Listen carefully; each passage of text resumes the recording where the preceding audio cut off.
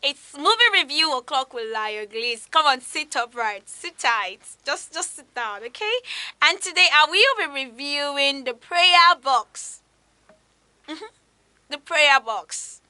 There's this particular box in most churches, though not all churches have it. I think it's common among the whites or any church that is being oh God, what word can I use right now? Or any church that white people found it, child, that has white people has found that yes, they use prayer request box mostly. Yes. Is it Babalala's church, Ayodele Babalala's church? See that you want to enter, you see prayer request box there. No. You're not going to enter Kerubu and Seraphim to see prayer request box there. Hell no. You're not going to do that. Not even Redeem. I don't think Redeem churches have prayer request box. I don't know though, I'm not sure. And Winners, I don't know, I'm not sure. But you see that CSC show me. It show me. Because anything that is their problem, yeah, rather than writing it down, they take it to God ASAP. Let's battle it out with God, fire for fire. And prayer request box is actually not a bad idea. It's a very dope idea. So guys, I'm welcoming you to today's movie review. And the title of the movie we're reviewing is Prayer Box. Yeah, leave it like that. So this movie is a 2018 movie. It is not outdated. Don't think that way. It is not outdated, because I don't know what your request is before God, and you feel like God is not listening or God is not there. It's a lie. Says Messiah is listening. Hey, God is always listening, and He will never stop listening. I'm feeling myself. So guys, I'm welcoming us again to movie review section with me, and the overview of this movie review section is this. When his sister suffering from a serious illness, a boy takes it upon himself to get to God's attention in hopes that God will heal his sister. I like this guy's hope. I like people like him. I mean, you take it upon yourself, yeah, to start going to people's houses to answer their prayer requests so that God can actually see you. I mean, it's how some people think for me, though. Some people's mind are so brilliant. I mean, they are equal to some kind of level where you be like, these people are not ordinary human. Because for these guys to have thought like this, for real, yeah, I'm actually giving him a respect. It's just, it's a movie, but it is not just an ordinary movie, trust me. Alright, guys. So, we have some amazing cast in this movie. In person of Reginald VelJelson, Billy, he took the role of Billy. Then we have Dennis Richards, Karen. Then we have Grant Davidson, who took the role of Wesley. He acted the role of Wesley. Then we have Chandler, Ariel DuPont, Olivia. We have a whole lot of amazing cast here for real. We have Reginald VelJohnson, who acted the role of Billy. I respect this man a lot. We have Dennis Richards, who acted the role of Karen. We have Martin Michael, the drunk guy in the movie. Then we have the main actor here, which is our little boy, Grant Davidson, Wesley. I mean, I really want to give it all up for this guy. For real, trust me, I want to give it all up for him. Because, number one, let me just take us through the storyline. So let me drop this cell phone. Yeah. So, there are so many scenes. These scenes are not conflicting at all. They are not conflicting at all. The writer of this movie obviously knows what he's writing about, knows what he's talking about, knows what prayer request box is all about, and knows why he is writing this story. Because most prayer request boxes rather, in most churches, how many times do those pastors or people that are in charge of it actually take time to actually go there and read those requests there? Yes, God is a God that will answer everybody. But God is not going to come down from heaven to answer those prayers. He's definitely going to use human beings to answer those prayers for all of us. I don't know what your request is, but God is listening. So back to the movie. So Wesley in this movie has a younger sister who is sick. She's diagnosed with cancer again. Yeah, cancer. I know we always review movies that people always diagnosed with cancer. It's not a new thing. Yeah. Cancer is a very deadly disease. So the sister is in the hospital, a very young girl. She doesn't know she's going to survive this illness, and everyone in her family wants her to survive the sickness, the brother and the mom. Now, the mom has not even been having time to pray, but then she's hoping that God will do something. Faith. I mean, there's some faith that are not faith, but it's looking like it is faith. No, it is not. When we're talking about faith, faith works alongside prayer. side by side with prayer. You cannot just be having faith when you're not working about it. So now, Wesley in this movie actually had to go to school. Wesley, his mom told him to go to church even when he doesn't want to go to church because he doesn't know if God is listening. I mean, how do you pray to somebody you've never seen before? How do you tell him what you want? How do you know when he is present or he's not present? How do you know if he wants to help you or he doesn't want to help you? How do you know if he's a nice guy? Yes, every one of us is say God is a nice guy, God is a nice guy. But can we testify to you that he's a nice guy? If you can testify to you that God is a nice guy, hallelujah, wherever you are. I'm fond of saying hallelujah. So now back to Wesley. Wesley went to school. Wesley wanted to buy food to eat, but then doesn't have money to pay for the food, which brought him to the idea of him going to church to actually go and tell his pastor that he wants to work in the church. But before that particular thing where he went to meet his pastor that he wants to work in the church, Wesley actually went to church where he forgot his jacket. He wanted to pick it up. Then he found out that the prayer request that he was told to write while he was trying to pray earlier in church was actually packed away from the prayer request box and dumped in the waste bin. And then he was surprised. So you're telling us to write a prayer request when you people know that you actually throw this prayer request away. So why are you people deceiving? For real though, so many churches need to put this thing into consideration. While people write their prayer request to God, the pastor in that particular church is in position, is in power, is saddled with the responsibility to go through those prayer requests. You don't have to know who wrote those requests. You don't have to know who wrote those requests before you actually take them to God and be like, God, please surprise this person. Wesley found out that they dispose the prayer requests instead of actually doing something about it, or actually reading it out and praying about it. Don't do anything about it. People just write it there, and then once people are gone, they pack it and they dispose it. So rather, he took it to the he dropped those requests in his pocket. Then he went to meet the pastor. He told the pastor he actually wanted a job. And the pastor was like, no, I can't give you a job because you are a minor. He's 13 years old, so I can't give a 13-year-old boy a job. Then Wesley found his way around, and the pastor was like, what exactly do you want? Then he told the pastor, he brought out the request, and it was like, if they know they're not going to do something about it, why then tell people to write something, what their request is, and put it in when it is only of the church to always dispose it and all. So they were able to strike some bargain. They were able to come to an agreement. Then Wesley started working in the church. So while Wesley was working in the church, he gets paid. So he's able to buy food in school. Then he's able to do some other stuff. So he was able to get his sister chocolates, his sick sister. And at the same time, he was doing all these things so that God will actually notice him. Why I am going back and forth with this movie is because I don't like giving spoilers. You all know that I don't like giving spoilers because I don't want a situation where I'll give you all the details of the movie and you'll be like, okay, I'm not seeing it again. You have to go and see. So I'm not going to tell what happened afterwards, but I'm going to tell you that not letting God notice you. Letting God notice you is better than letting your pastor notice you.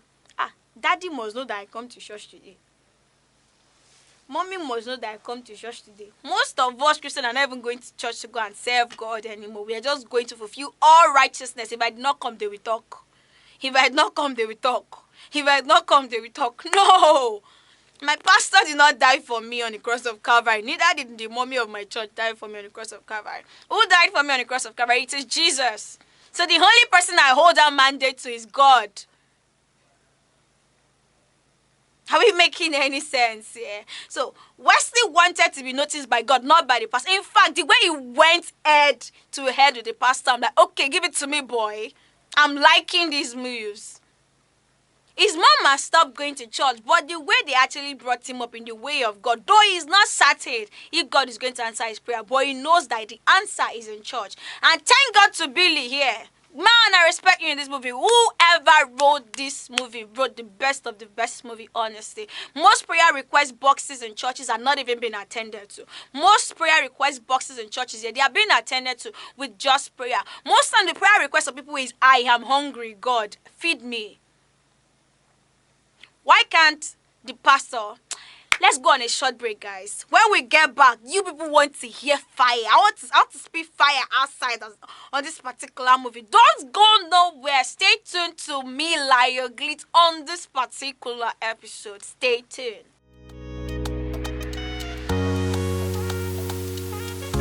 Welcome back to the movement, guys. How you guys doing? How was a short break? Do you guys enjoy it? Because I enjoyed mine.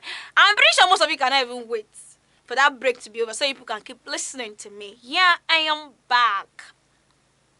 So, guys, talking about Wesley, yeah? I love how Wesley went head to head with the pastor. And then he told the pastor what he wanted, and the pastor actually had to give in. Because the pastor was working. This is some smart boy. Even pastor self does not even know the type of God he's serving. Well, I can't say pastor does not know the type of God he is serving, but honestly, if the pastor checks it very well, God is actually using that boy to teach him properly the best way possible. So every now and then, when Wesley gets paid, Wesley will take those prayer request box and the prayer request of the people out of the box. Instead of throwing it away, he puts it into action to always surprise those people that will what? That will write their request out, that will put it inside that box. He will go to their houses and go and surprise them with the money they are using to pay him inside the church.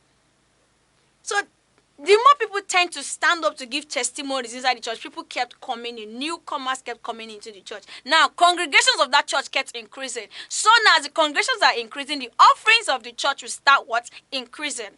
Now, the idea Wesley had was that if the offerings of the church is increasing, since people are coming inside the church often now, if the pastor has sense, so they cannot start using that money to be doing what? To be answering people's prayer requests, because that is what church is meant to do.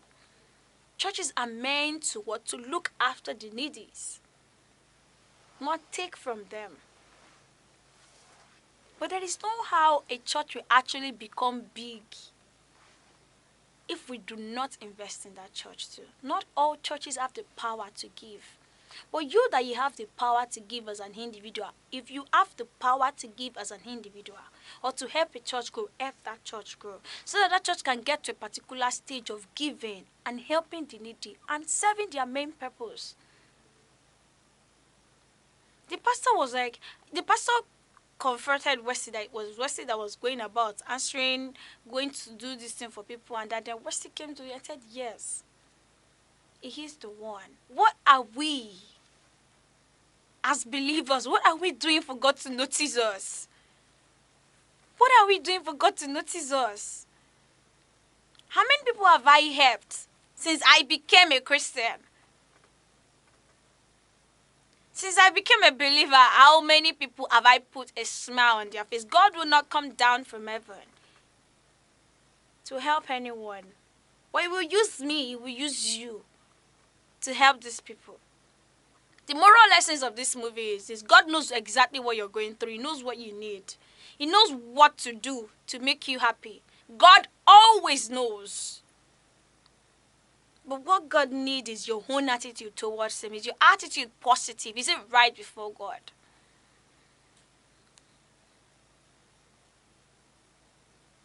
What is your position in the presence of God? What are you doing for God to notice you? Am I the type that goes to church and want that church to be full? Am I the type that goes to church and just want to go to church and just go for going sake? Am I the type that goes to church and I pray for that church? Am I the type that goes to church and then I'm like, it's just church? Or am I a type of church member that I don't even care about the other church members? Am I a rude church member? Am I the type of I don't care church members? In all forms of it, go to church, pray to God, care for everyone, care for yourself, care for your neighbors, care for everyone, pray for your pastors, pray for the congregations. That is what make our work as a member complete. I am saddled with the responsibility to always pray for everybody. My Bible says love your neighbor as yourself. Thank you so much, guys, for staying with me on this wonderful episode of Prayer Box. God, I miss those days. Prayer Box is an amazing movie that you all should see. It is not an outdated movie. If you've not seen it, you should go see it. How God used a little boy. In his head, he agreed, I want God to notice me. Is my sister going to get healed? He does not have the money to give to his mom. Mommy, take this money, go and use it for operation or anything. He does not even know what the update is on his sister's head, but God knows. He already wrote his own prayer request down. but they disposed it.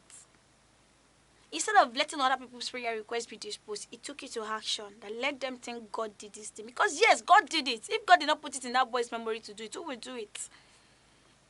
God has signed it to put a smile on their face, and God will put a smile on your face and my face.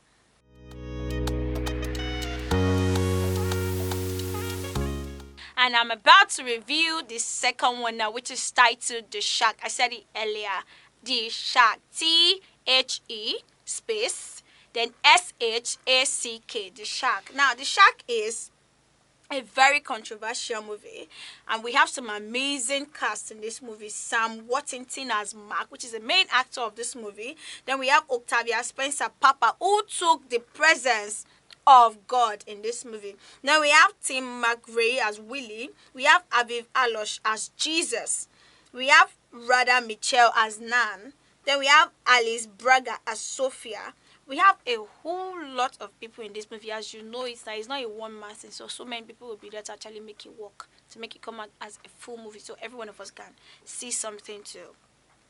One thing that got me while seeing this movie was the fact that they did not just use new faces. They use known actors, yeah? I mean, it is okay to know that this particular actor used to do rom-coms, does soap operas, does action movies, does romance, does romantic movies, and then you're acting God movie, faith-based movie. It gives me the type of satisfaction that, yeah, okay, Christianity or faith-based things are not just limited to some particular type of people. Like, it's a thing every one of us should be involved in. So this movie gave me that type of relief though. So in The Shack, the main story, the overview of this movie is this. After the disappearance of Mark's child, his youngest child, he went into depression. I mean, not just depression, like pure depression.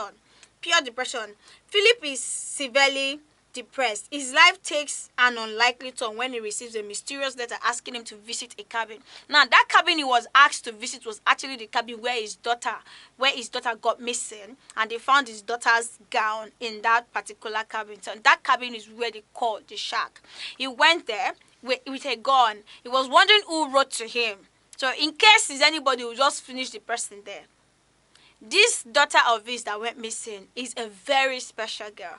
He was telling this daughter a story when they went on a vacation to a fall about a princess that actually fell down from a very tall, from a very high cliff, and then the princess dying actually gave the whole community and the king gave them peace. Even the father was pained that his precious daughter died, kinikon. And then I started to suspect something when that little girl starts to lay emphasis on that same story, asking her father different questions. And okay, is there something's about to happen to this girl? And for real, something happened to girl. This girl passed away. She was nowhere to be found. It was only her clothes, the red gown that she was wearing. That was what was saying. So it got to a particular point whereby the father could not take the whole thing, and then is judging from the fact that something happened to Mark Phillips while growing up. His father was always beating his mom, and then anytime he tries to stand up to his dad to like defend his mom, his father takes it out on him. But coming from a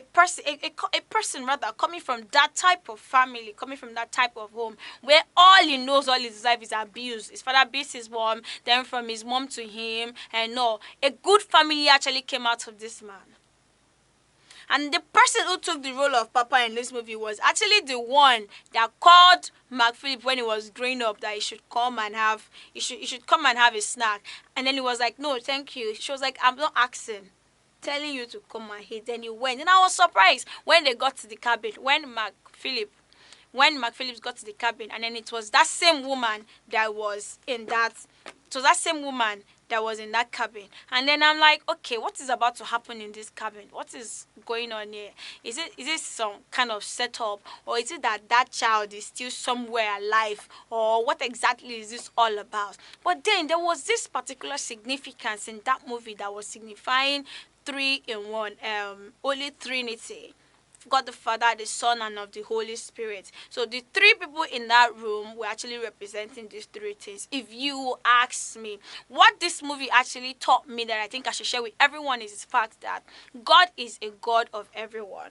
No matter what you're going through, God has a purpose for me and you. He knows why most things happen to us. So if anything is happening to anyone, I think you should always find a reason to trust God, that God, you are in charge. God, what exactly are you trying to communicate to me? What exactly do you want me to do?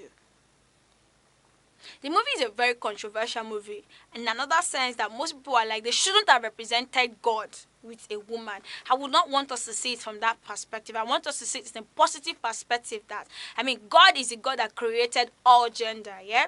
God created man, he created woman. If he hated one gender, he wouldn't have made one and made it. He would have made just one and left the other one. But God made the other gender.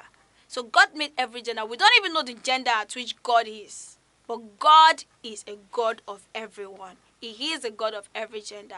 Let's not forget the fact that we have the significance of Holy Trinity in this movie. And what does the Spirit of the Comforter do? The Holy Spirit does what? It comforts you, it comforts me, it comforts every one of us. When we are sad, it comes down to be with us.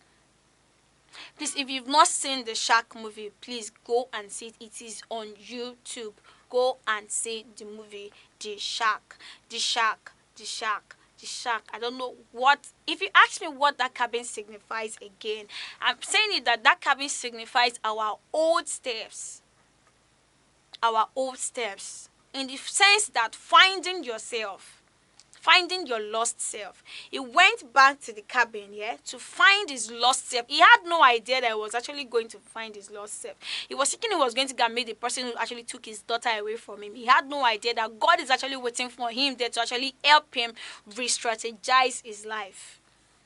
Help him reshape his life. Help him reshape his future and his vision. So I don't know what you think about the Shark. Your opinion might be different from my own opinion, but this is my own opinion. So whatever your opinion is, don't forget to drop it in the comment section. Always tell us what you feel about a particular movie and the changes at which this particular movie that we've been reviewing, or all the movies that we've been reviewing, the changes at which it has bring to your life as a believer. Always drop it in the comment section. The Shark is an interesting movie that has interesting casting. It has interesting storyline. It has interesting impacts in people's life. If you if you see the positive part of it and not the negative part of it, that okay, they used woman, okay, they are using this one, they should have done it this way, they should have done it that way. It is a movie and it is their own way of preaching the gospel to people. So please guys, don't forget to subscribe to our YouTube channel. Don't forget to like, don't forget to comment, don't forget to tell us what you feel about the movie, and don't forget to always share your testimonies on each of our episode. I remain your lovely host, Layo Glade, and don't forget to keep watching Divine TV, enriching souls through the gospel of Christ. Bye guys.